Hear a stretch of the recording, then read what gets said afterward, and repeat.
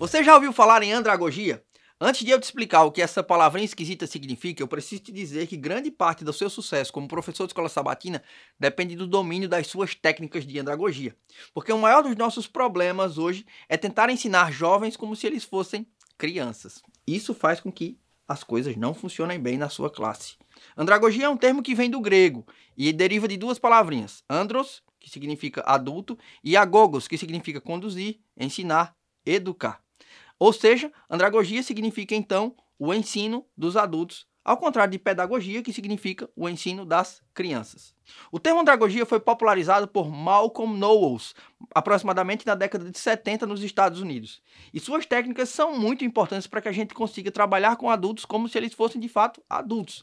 E é óbvio que você deve entender que quando eu estou falando de adultos, eu também estou falando de jovens e até mesmo, em muitos dos casos, de adolescentes. A andragogia tem como alguns pilares a motivação, a experiência do indivíduo e a autonomia.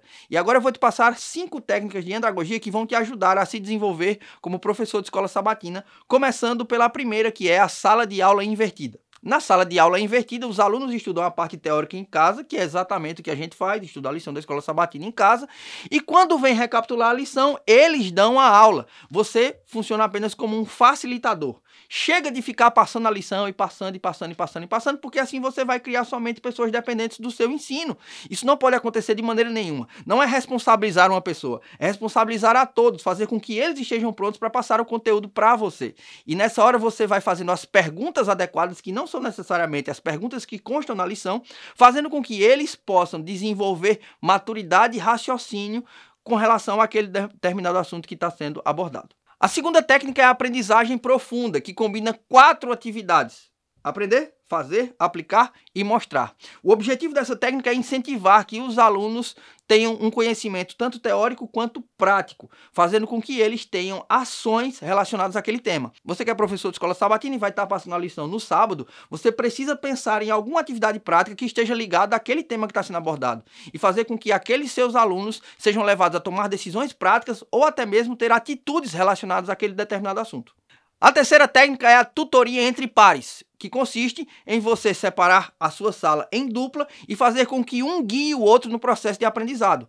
Nessa etapa do conhecimento, você vai entender que você não é o detentor de toda a verdade, aquele que sabe de todas as coisas e o único habilitado a passar as ferramentas e técnicas para os seus alunos. Não, você vai confiar na capacidade que eles têm de motivar um ao outro e de desenvolver de forma autônoma o seu conhecimento. Afinal de contas, eles já têm uma experiência prévia de vida e eles saberão ajudar um ao outro. Se você divide em dupla, você vai ter muito barulho, obviamente, mas esse é um barulho santo, é o barulho das pessoas discipulando um ao outro, tomando o jugo um do outro e levando um ao outro em dupla no caminho da salvação. O quarto ponto que eu tenho para trazer para você hoje é a gamificação. O processo de aprendizagem corre o risco de se tornar enfadonho e monótono. Contudo, a gamificação visa evitar exatamente isso. Como?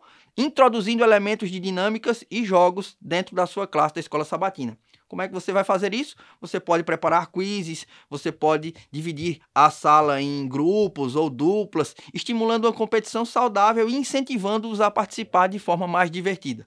Assim, dentro desse processo, você vai ter uma aprendizagem que vai ser lúdica.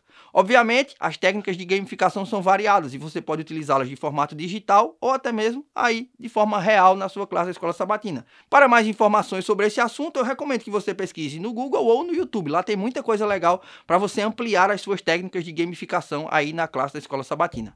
A quinta técnica que eu queria trazer para você hoje é a técnica das perguntas. Afinal de contas, a maior parte das falas de um professor de escola sabatina devem ser em tom de interrogação. O problema da maioria da gente é que nós sempre queremos ficar dando respostas e respostas e respostas. Você não vai mover a sua classe através das suas respostas, você vai movê-la através das perguntas. São as perguntas que vão incomodá-los, são as perguntas que vão fazer com que eles tenham, de fato, uma reflexão madura sobre o assunto. Um adendo sobre isso é que você tem que fazer as perguntas certas. Estude bem essas perguntas antes de colocá-las a público, né? Você necessita fazer as perguntas que sejam mais provocativas possíveis. Por quê? Porque se você chegar com pergunta clichê, a galera não vai se estimular a discutir sobre isso.